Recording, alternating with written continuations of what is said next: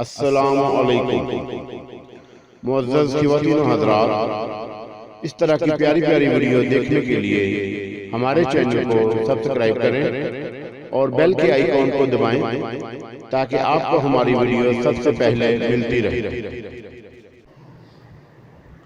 ایک مرد اور ایک عورت کی کہانی، برائی کا انجام۔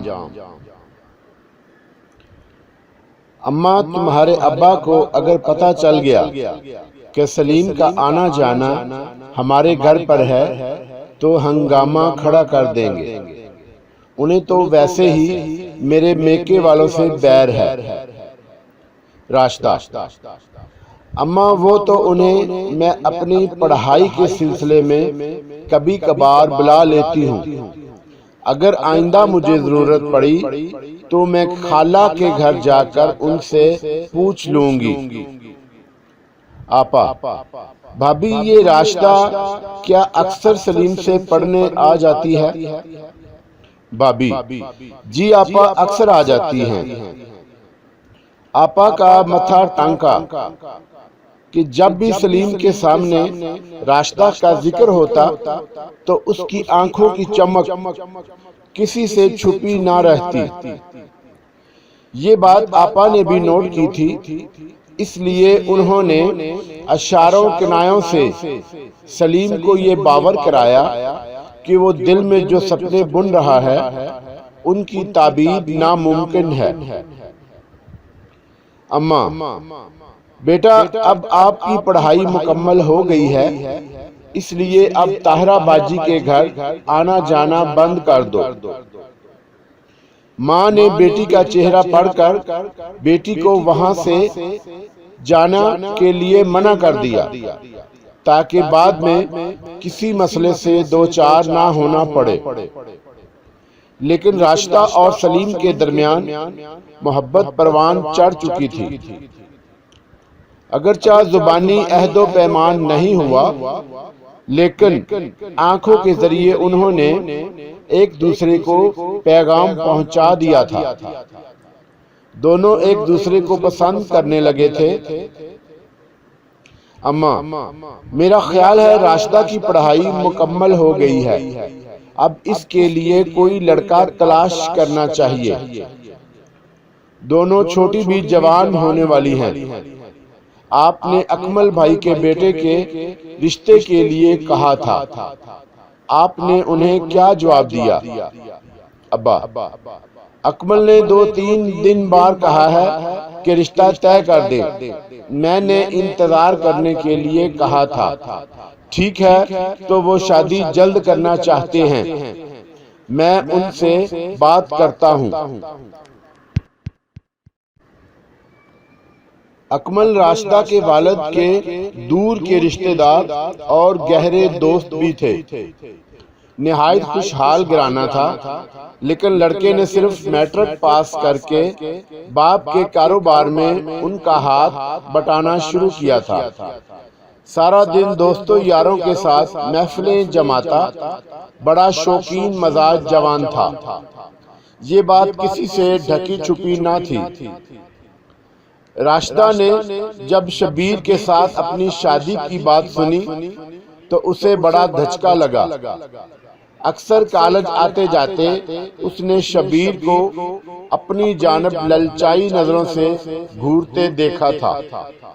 اسے یہ عیاش لڑکا کبھی پسند نہ آیا تھا اور آج اسی کے ساتھ اس کی شادی کی بات بھی طے ہو گئی تھی۔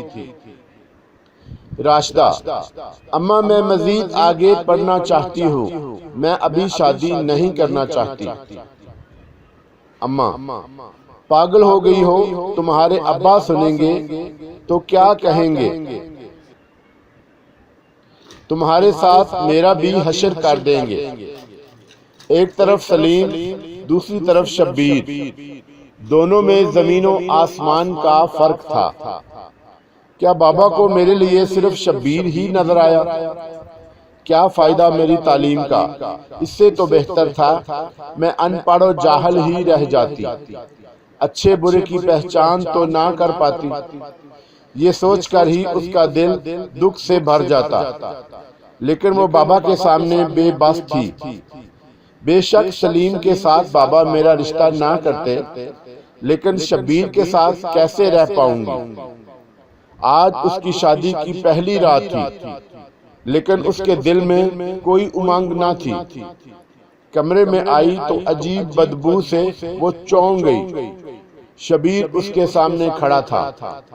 وہ بڑے فاتحانہ انداز میں مخاطب ہوا، دیکھا میں اپنی شرط جیت گیا اور آج تم میرے بستر پر ہو۔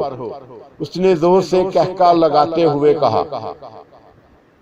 یہ الفاظ تھے یا کہ تیر، شاید وہ کسی نہ کسی طرح اس رشتے سے سمجھوتا کر لیتی، لیکن سامنے کھڑا شخص کسی گھمنڈ اور فاتحانہ مسکراہٹ نے اس کے دل کو زخمی کر دیا اور اسے اس کے وجود سے گھن آنے لگی۔ شادی کو بہت عرصہ گزر چکا تھا، لیکن شبیر راشدہ کے دل میں اپنے لیے جگہ نہ بنا پایا۔ وہ اپنے آپ کو دونوں بچوں کی تعلیم و تربیت میں مصروف رکھتی۔ اسے جینے کے لیے مقصد مل گیا تھا، لیکن شبیر اپنی ناکام محبت اور راشدہ کی سرد مہری پر مبنی رویے کی وجہ سے اب دن رات نشے میں دھت رہنے لگا۔ وہ دنیا و مافیا سے بے خبر نشے میں مٹی کے ڈھیر کی طرح پڑا رہتا۔ اسے نشے کی عادت نے ہی ان دونوں کے درمیان طویل فاصلے پیدا کر دیے تھے۔ پینے پلانے کا تو وہ شروع سے ہی عادی تھا، لیکن وقت کے ساتھ ساتھ اس میں اضافے کی بدولت اس کی زندگی میں اندھیرے چھا گئے۔ اپنی اس گندی خصلت کی وجہ سے نہ بیوی اور نہ ہی بیٹے اور بیٹی کے دل میں اس کے لیے محبت اجاگر ہو سکی، لہٰذا اس کی موت سے کسی کی زندگی میں کوئی فرق نہ پیدا ہو سکا، بلکہ اس کی موت سے افراد خانہ کے سروں پر بدنامی کے جو سائے منڈلا رہے تھے، جس کی وجہ سے وہ معاشرے میں سر اٹھا کے جی نہیں پا رہے تھے، وہ چھٹ گئے۔ سب نے سکھ کا سانس لیا، کیونکہ اس نشے کی عادت نے نہ صرف گھر کا سکون ختم کر دیا تھا، بلکہ گھر سے برکت بھی اٹھ گئی تھی۔ شبیر کی موت کے بعد راشدہ نے سکھ کا سانس لیا کہ اللہ نے اس کے گھر میں برکت بھی عطا فرمائی۔ شرابی کی نہ صرف اپنی دنیا و آخرت برباد ہو جاتی ہے، بلکہ اس کے آس پاس کے لوگوں پر بھی اس کے منفی اثرات پڑتے ہیں۔ شرابی کی بدولت اس کا تمام گھرانہ اللہ کی برکتوں سے محروم رہتا ہے۔ بے شک اسلام کے ہر حکم کے پیچھے مصلحت پوشیدہ ہے۔ جزاک اللہ خیر۔ Open eye, feel the waves cut through me, hypnotized by the sounds I'm breathing in. Hold tight.